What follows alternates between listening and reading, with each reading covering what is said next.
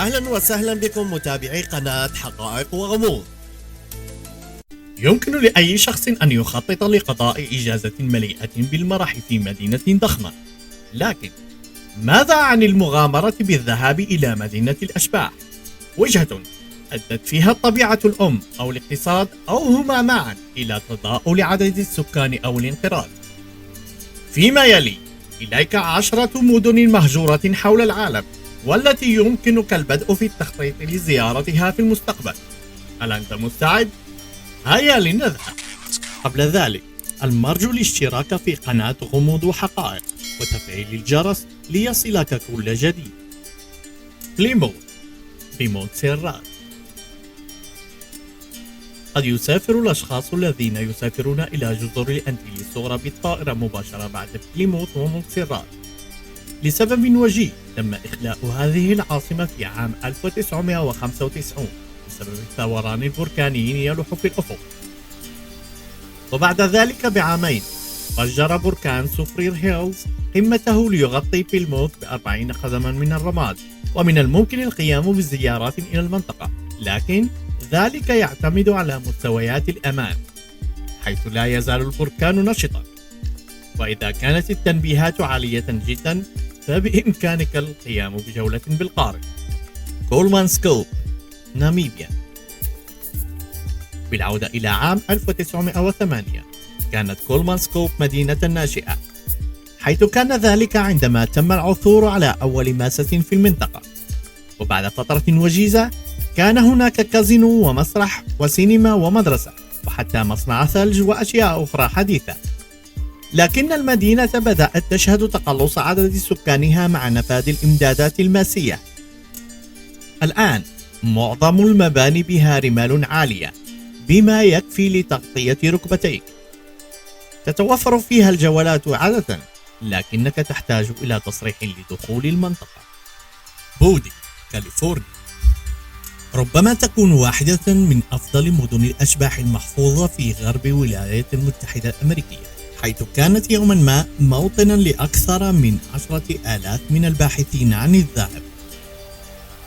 كانت بلدة برية مفتوحة على مصراعيها لتعدين الذهب، لدرجة أن البعض اعتقدوا أن الله قد تركها. خلال أواخر القرن ال19 كانت بودي تلفظ أنفاسها الأخيرة عندما أغلق مكتب البريد في عام 1942، وحولت ولاية كاليفورنيا مدينة الأشباح القديمة إلى حديقة تاريخية في أوائل الستينات. إنها رحلة مثالية للأشخاص الذين يتطلعون إلى قضاء بعض الوقت بعيدا عن منتزه بوسمايت الوطني القريب. بريبيات أوكرانيا. من منكم يتذكر أسوأ كارثة للطاقة النووية على الإطلاق؟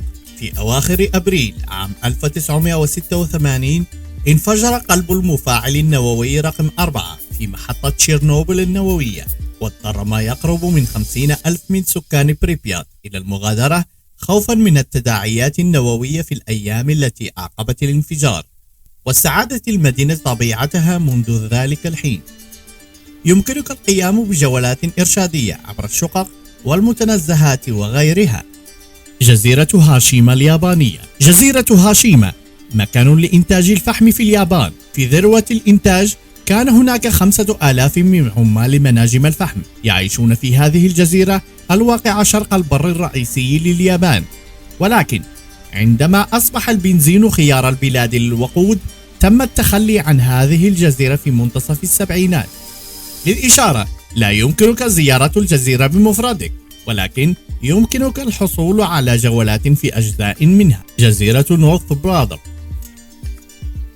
هي جزيرة مهجورة بالقرب من مدينة نيويورك، حيث تبلغ مساحتها 20 فدانا في النهر الشرقي، وبسبب عزلتها تم بناء مستشفى ريفرسايد في أواخر القرن ال19 لحجر المصابين بالجدري، وبحلول الستينات من القرن الماضي تم التخلي عنها لتسيطر الأشجار على المباني، كما قامت المدينة بتقييد الوصول إلى الجزيرة، ويتعين على الزوار المحتملين التقدم بطلب الترخيص قبل محاولة وضع قدمهم على الجزيرة.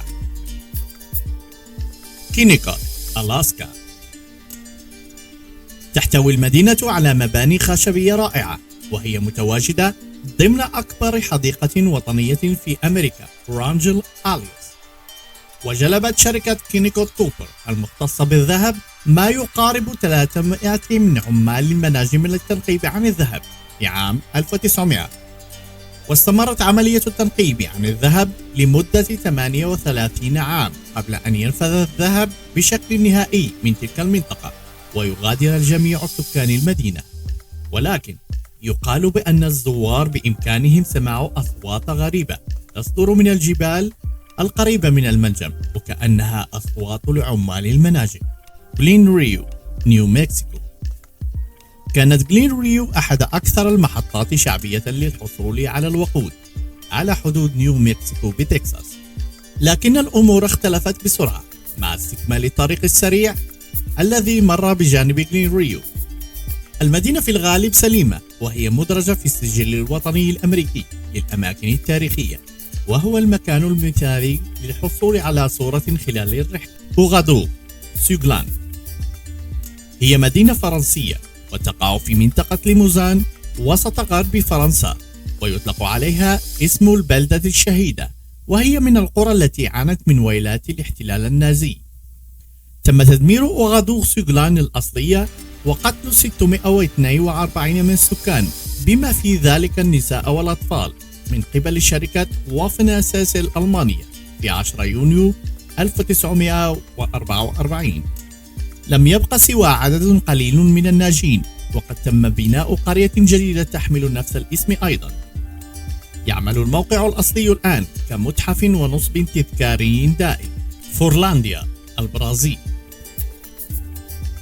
كانت فورلانديا مشروعا تابعا لهنري فورد لم يحدث أبدا، حيث تصور هنري مدينة تقع في وسط غابة الأمازون، إذ كان مقررا أن يتم إنتاج المطاط الرخيص لعمليات السيارات الخاصة به، ولكن بسبب سوء فهم التحديات البيئية لم تنجح شركة فورلانديا وتخلت عنها في النهاية في عام 1934.